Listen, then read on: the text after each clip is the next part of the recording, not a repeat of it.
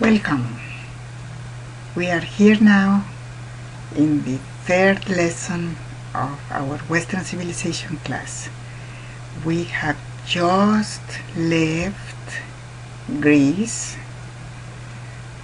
We spent some time there, and now we are moving a little west right here, and we are going to spend some time, some days, a few days visiting the Italian peninsula and talking with some of the Romans. So remember, this is the map of the world. This is the globe. Here is where we are. We crossed the Atlantic and we have been visiting all this region. Then we came here to Greece, and now we are in Italy, and this is lesson 3. So here is the Italian peninsula, and the place where it all started right here in the region of Latium, as you see here. And from the name Latium came the name of the language spoken by the people who lived here, the Latin language. So what many of the little tribes that lived here had in common is that they all spoke Latin, because they all lived in Latium. So the Romans were one of the many little tribes that lived right here. So the Romans then began their expansion. So the first place where they expanded was the Italian peninsula, and from there they moved west, and then very soon they moved east. And that's what we are going to be talking about during this lesson, because this lesson is the lesson on the Roman Republic, which is the first period of Roman history that we study, and then the second period that we study is called the Roman Empire, and we are going to talk about that in the next lesson. And the Roman Republic that we talk about this lesson is when the Romans expanded and they conquered practically all the region, all the lands around the Mediterranean Sea. And that's what we are going to be talking about right now. So I'm only going to focus on something that I believe, and many historians believe, shaped the psychology of the Roman people. And that is some people call it myth, which is a myth, and I'll tell you why. And some people call it legend, and some people just call it the story of Romulus and Remus. The reason why scholars call it the myth of Romulus and Remus is not necessarily because it's not true. In scholarly terms, the term myth means any narrative, any story, any narrative that is accepted by a large group of people, that a large group of people believe it happened, and that involves supernatural beings. So any story that becomes part of the narrative of a society, of a group of people, that has as part of the story supernatural elements, such as a god, a goddess, many gods, many goddesses, actions by a god or a goddess, any of those necessarily becomes a myth. And that doesn't mean it's true, or that doesn't mean it's not true. It's just a myth. So the origin of Rome involves the actions of a god and involves some supernatural activities. And because of that, some people call it the myth of Romulus and Remus. So who are Romulus and Remus? And why are they important?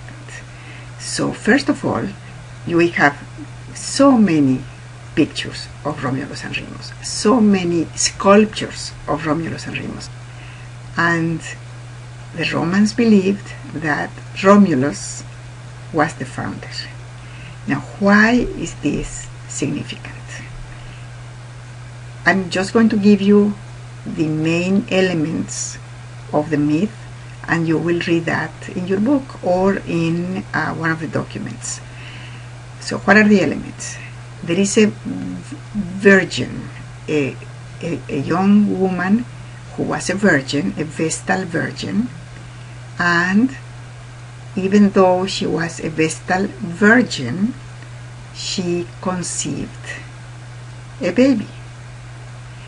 And when she was confronted, she said that she was still a virgin, but the god Mars was the most important of among all the gods and goddesses of the Romans. Mars was the most important. So the god Mars, in the shape of a feather, had come to her and had impregnated her, but she was still a virgin.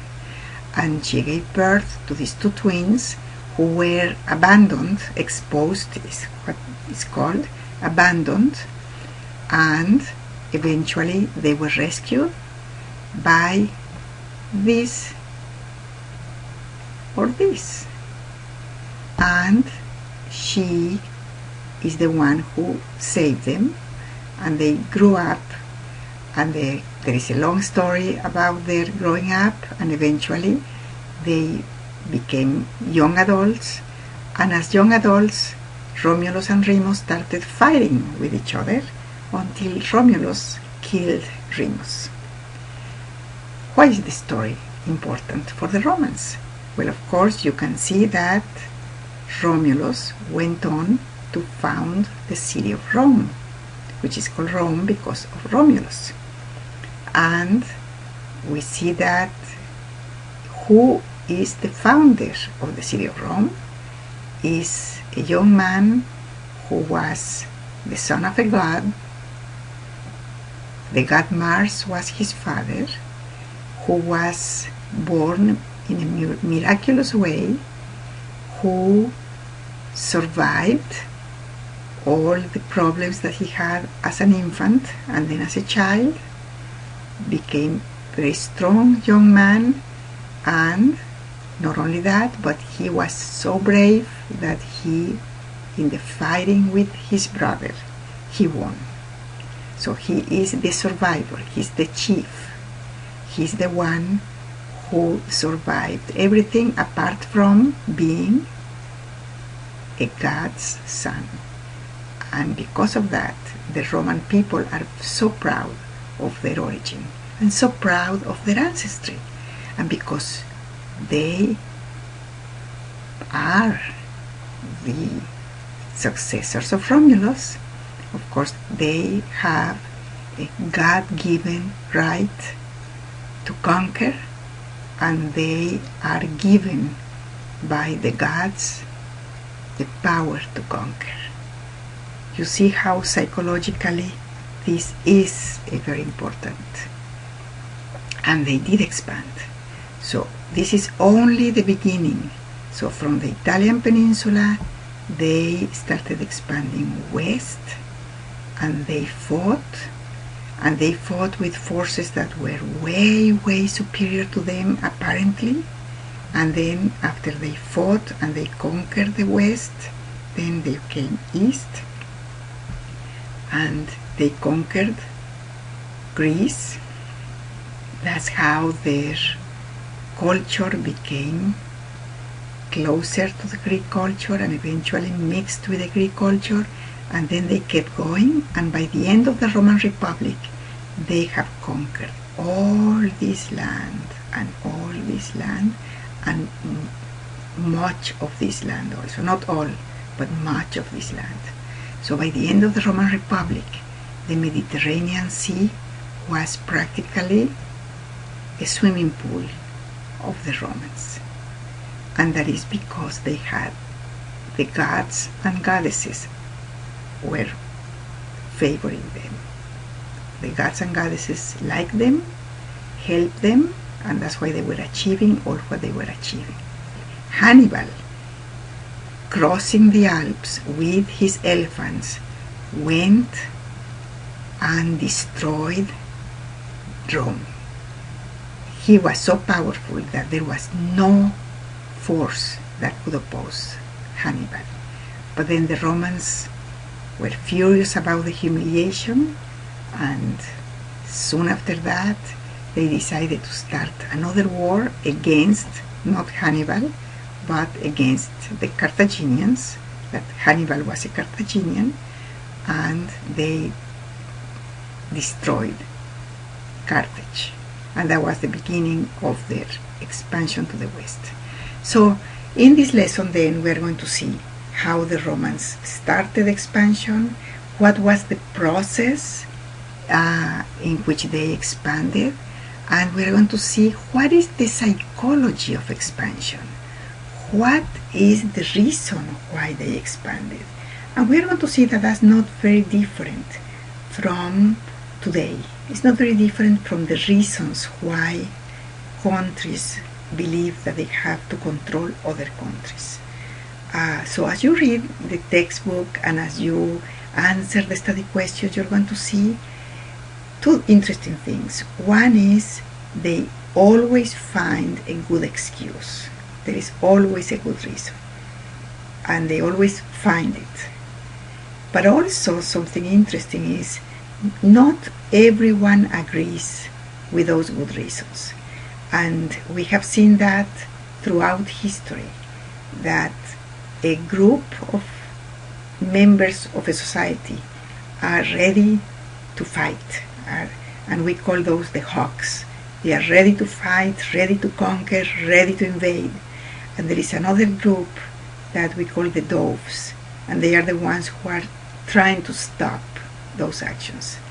And unfortunately, almost I would say a great percentage of times it is the hawks that win, because they use strategies, political strategies, and they end up convincing, if not the entire population, enough of the population. So what they want to do is done. So that's what we are going to be looking at during this lesson. How it happened that the Romans continued to expand, and how they felt that they had to continue to expand. And then by the end of the Republic, before we actually look at the end of the Republic, we are going to start looking at something that is always fascinating.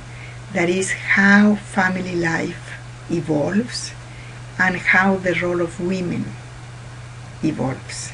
So we are going to see now in this lesson that the Roman women are brave women and they are strong women. And even though at the very beginning of the history of Rome, the women have no power whatsoever, all the power is in the hands of the paterfamilias. By the end of the Republic, the women are saying, we do not like this. We are going to do something to prevent these men from controlling us.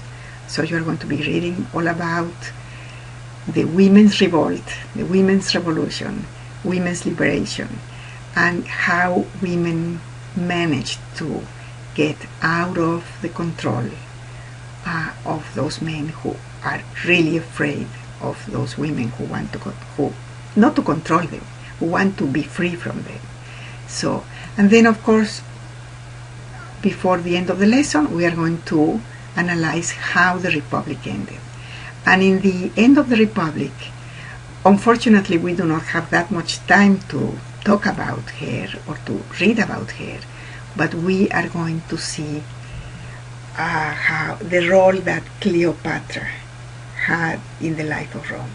Cleopatra is one of those misunderstood historical figures. I personally think she's wonderful, she's great.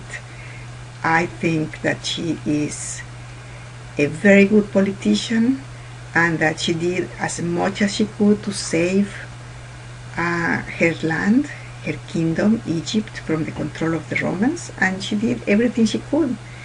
But of course, we know that at the end she failed, and she was defeated.